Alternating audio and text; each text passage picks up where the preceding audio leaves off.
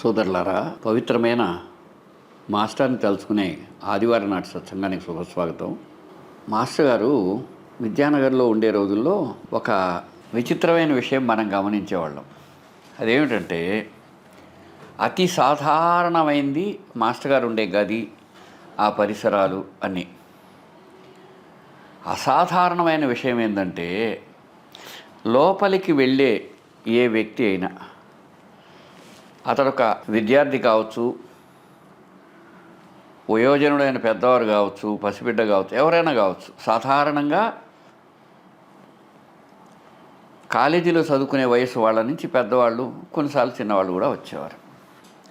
లోపలికి వెళ్ళినప్పుడు ఆ వ్యక్తి ముఖము, అతడి అవగాహన, తిరిగి మళ్ళీ అతడు బయట రాగానే అతడిలో ఎంతో కొంత అభివృద్ధి నేర్చుకున్నాం, తెలుసుకున్నాం అనేది మనం గమనించగలిగేవాడు.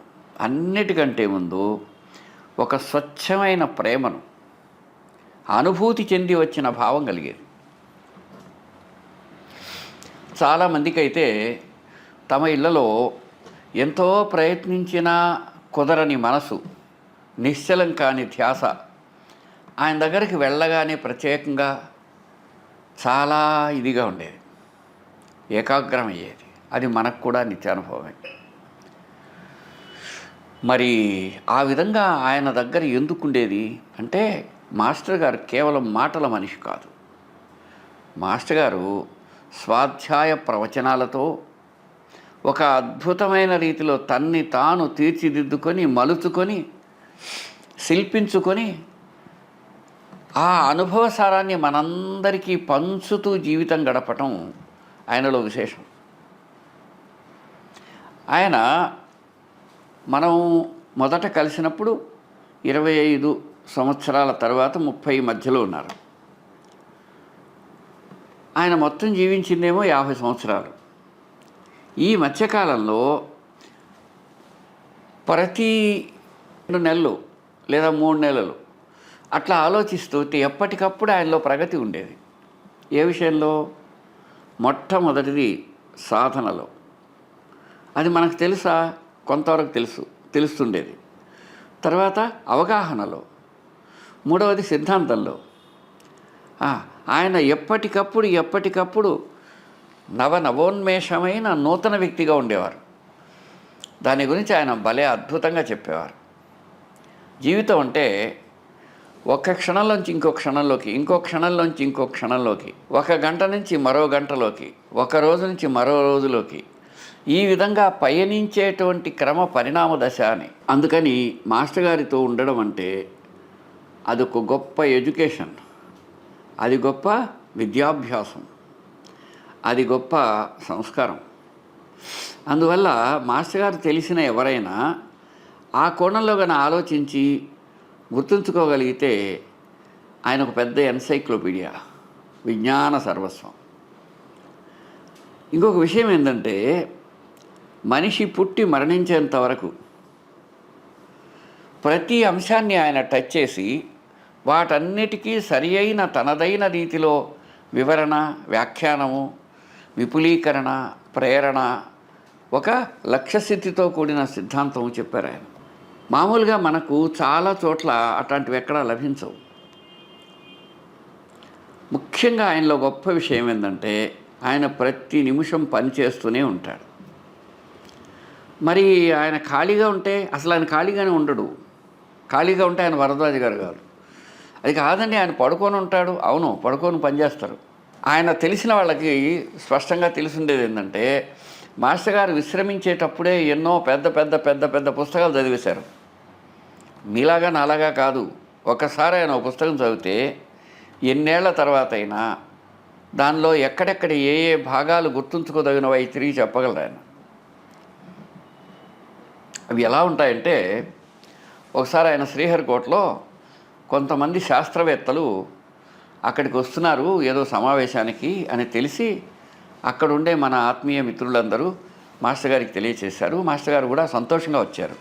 ఎందుకంటే ఆ శాస్త్రవేత్తలను కలిసి తమ అవగాహనను తాను అంతవరకు భగవంతుని పట్ల సైన్స్ పట్ల ఏర్పాటు చేసుకున్న విషయాలను వాళ్ళతో పంచుకోవాలని, ముఖ్యంగా వాళ్ళు సంతోషపడ్డారు. మాస్టర్ గారు కూడా చాలా చాలా ఆనందించారు. తొళ్ళూరుపేటలో మన ఇంటికి వచ్చి అక్కడి నుంచి వారితో కలిసి మేము అక్కడికి వెళ్ళాం. ఆ రోజు ఓ చిరంజీవి గారు, మరికొందరు ఆత్మీయ మిత్రులందరూ కూడా ఉన్నారు. ఒక జాలరామయ్య, ఆ విధంగా మన స్నేహితులందరూ కూడా ఉన్నారు. ఆ శాస్త్రవేత్తలను ఒక ఓపెన్ ఎయిర్ థియేటర్లో ఆ రోజు వాళ్ళతో సమావేశం ఏర్పాటు చేశారు. మాస్టర్ గారు ఏం చేశారో తెలుసా? చాలా స్పష్టంగా తాను అంతకుముందు ఏవి చదివాను, అంతవరకున్న తన అవగాహన ఏమిటి, అంటే శాస్త్రీయంగా దేవుడు ఉన్నాడు అనడానికి రుజువులు ఏమిటి, తనను తాను ఎలా మలుచుకున్నాడో, ఎలా అర్థం చేసుకుని దానికి కావలసిన సామగ్రి ఏర్పాటు చేసుకున్నారో అని ఒక క్రమానుగతంగా పుస్తకాలు వాటి పేర్లు కూడా చెప్పారు. ఆయన చెప్పిన ఒక పుస్తకం పేరు ఏంటంటే, నేను ఇటీవలే ఒక పుస్తకం చదివాను. దానిని జేఎస్ హాల్డెన్ అండ్ నీల్ రాశారు. దాని పేరు the man does not stand alone అని ఆ పుస్తకంలో ఉన్న వివరాలనే చెప్పారు. అదేవిధంగా ఇంకొక పుస్తకం గురించి చెప్పారు.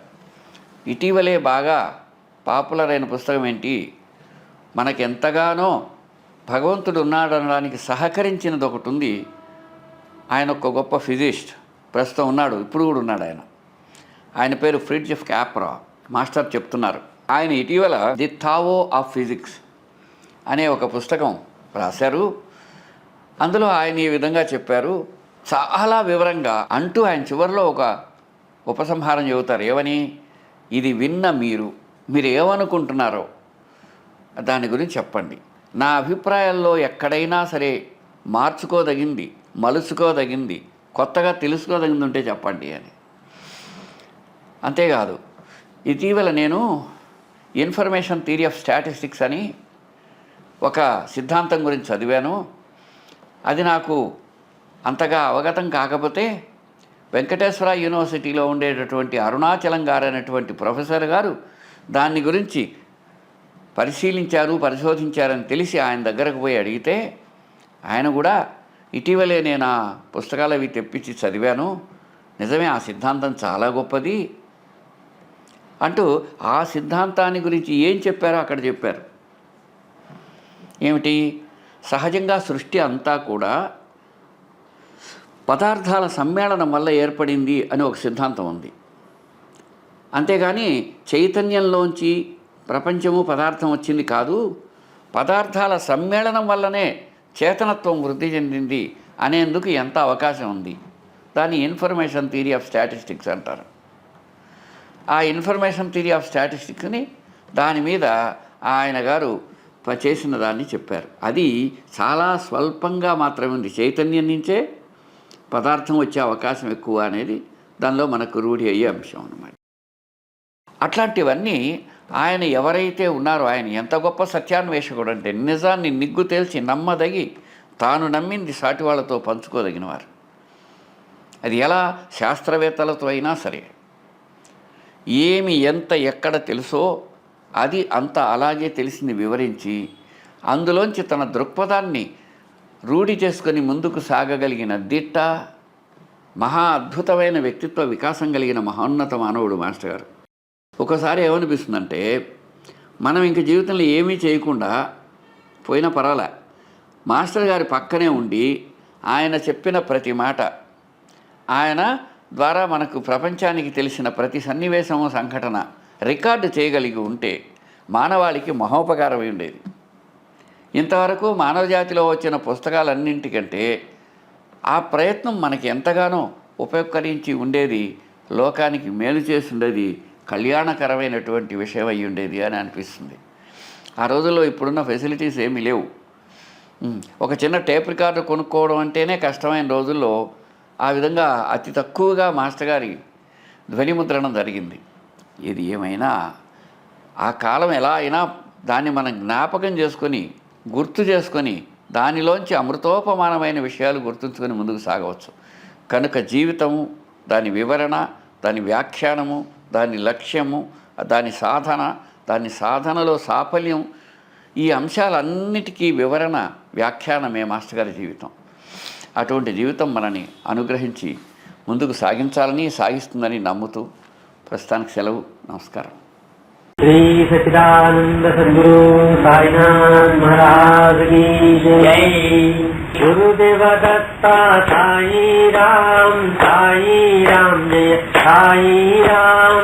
गुरुदेव दत्ता साई राम जय साई राम। गुरुदेव दत्ता साई राम जय साई राम। गुरुदेव दत्ता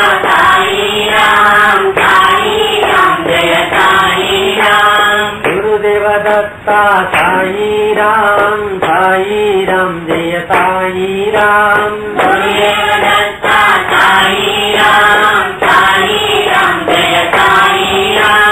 साई राम जय साई राम जय साई राम। साई राम जय साई राम जय साई राम। साई राम जय साई राम जय साई राम। साई राम जय साई राम जय साई राम।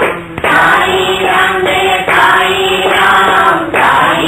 राम जय साई राम। साई राम जय साई राम जय साई राम। साई राम जय साई राम जय साई राम। साई राम जय साई राम जय साई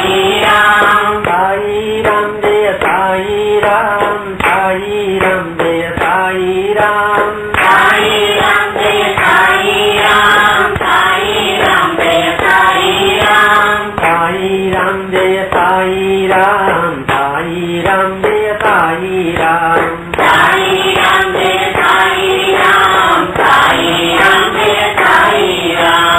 साई राम जय साई राम जय साई राम। साई राम जय साई राम जय साई राम।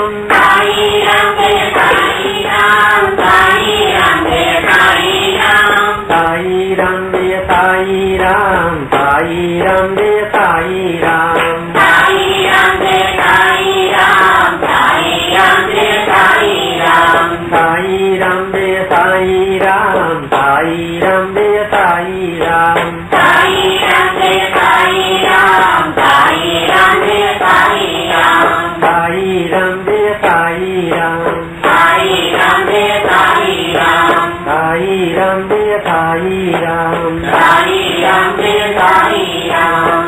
श्री सच्चिदानंद सद्गुरु साईनाथ महाराज की जय।